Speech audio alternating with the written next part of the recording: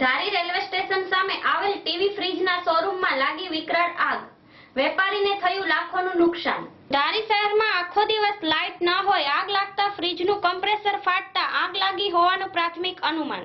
ધારી ગ્રામ પંચાયત પાસે ફાયર ફાઇટરની સુવિધા ન હોય, ખાનગી ટેન્કરો દ્વારા હાથવગા સાધનોથી લોકોની મદદ વડે આગ ઉપર કાબુ મેળવાયો. ટીનુ લલિયા, દિવ્ય ન્યૂઝ, ધારી.